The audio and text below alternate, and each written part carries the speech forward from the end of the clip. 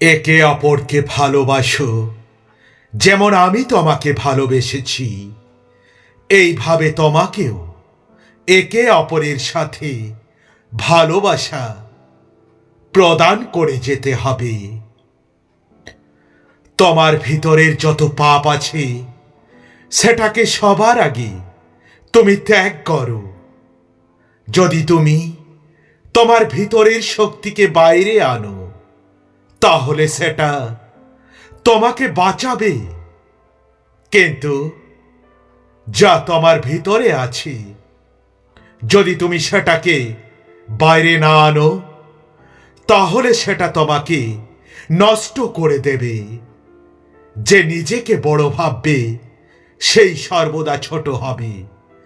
যে নিজেকে ছোট ভাববে সে সর্বদাই বড় হবে। তুমি দান করো, প্রতিদানে তুমিও পাবে। আর তুমি যেমন দেবে ঠিক ততখানি ফেরত পাবে। আমি আছি তোমার সঙ্গে, চিন্তা কেন তোমার? একবার ডাকো, দেখবে সাড়া পাবে আমার। যারা তোমাকে ভালোবাসে শুধু তাদেরকেই ভালোবাসলে তোমার কৃতিত্ব কথাই বলো। পাপীরাও তাই করে। যে নিজের প্রশংসা করে তাকে বিনীত করা হবে, কিন্তু যে সবাইকে বিনীত করে তাকে প্রশংসা করা হবে। কেউ ভিক্ষা চাইলে তাকে কিছু দাও। যদি কেউ তোমার এক গালে চড় মারে, তাকে তুমি অন্য গাল পেতে দাও।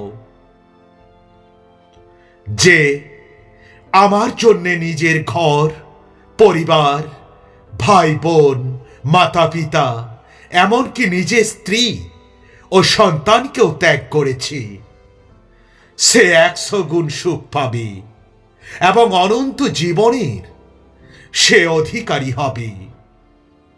যে পুরো বিশ্বকে লাভ করে কিন্তু নিজের অন্তরাত্মাকে কষ্ট দেয়, তাহলে তার আর কি লাভ হলো? মানুষের একে অপরের সেবা করা উচিত। এটাই সবচেয়ে শ্রেষ্ঠ ঈশ্বর সেবা। স্বার্থপর ভাবনাকে তুমি ত্যাগ করো। তোমরা নিজের প্রভুকে বা পরমাত্মাকে নিজের সমস্ত মন দিয়ে, নিজের সমস্ত প্রাণ দিয়ে, নিজের সমস্ত বুদ্ধি দিয়ে এবং নিজের সমস্ত শক্তি দিয়ে প্রেম করো। এটাই হলো প্রধান আদেশ। ক্ষমা করো, তুমিও ক্ষমা পাবে। তুমি ব্যভিচার করবে না, তুমি হত্যা করবে না, তুমি চুরি করবে না, তুমি লোভ করবে না। এই সমস্ত আদেশ তুমি মেনে চলবে। তুমি যেমন নিজেকে ভালোবাসো, ঠিক তেমনই তুমি তোমার প্রতিবেশীকেও ভালোবাসবে। শরীরকে হত্যা করা যায়, কিন্তু আত্মাকে ক্ষমা করা যায় না। তাকে ভয় পেও না। যে শরীরকে হত্যা করে, বরং তাকে ভয় পাও যে শরীর ও আত্মা দুটোকেই নরক বানাতে পারে। নিজের হৃদয়ের ক্ষমা, দয়া আর প্রেমের ভাবনাগুলো দিয়ে নিজের চেহারাটা তুমি যতটা সুন্দর বানাতে পারবে, তা তুমি দামি কোনো সরঞ্জামের দ্বারাও বানাতে পারবে না। শত্রুকেও ভালোবাসো ও তাদের মঙ্গল করো। যখন তোমরা প্রার্থনা করবে, নিজের ঘরে দরজা বন্ধ করে এক মনে প্রভুকে ডাকবে, দেখবে তখন তোমার প্রভু তোমার প্রার্থনার প্রতিফল দেবে। সেই মানুষই ধন্য যে বুদ্ধি এবং জ্ঞান পেয়েছে, কারণ বুদ্ধির প্রাপ্তি রূপোর প্রাপ্তির থেকেও অনেক বেশি মূল্যবান। সেটার লাভ সোনা পাওয়ার থেকেও অনেক বেশি মূল্যবান। সাবধানে থাকো, সতর্ক থাকো এবং প্রার্থনা করো, কারণ তুমি জানো না কখন তোমার জীবন শেষ হয়ে যাবে। নিজের হৃদয়কে বিভ্রান্ত করো না, ভগবানকে বিশ্বাস করো, আমাকে বিশ্বাস করো।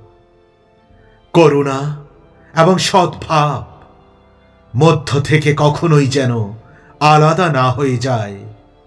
পারলে সেটাকে গলার মালা বানাও এবং নিজের হৃদয়ে মিশিয়ে ফেলো।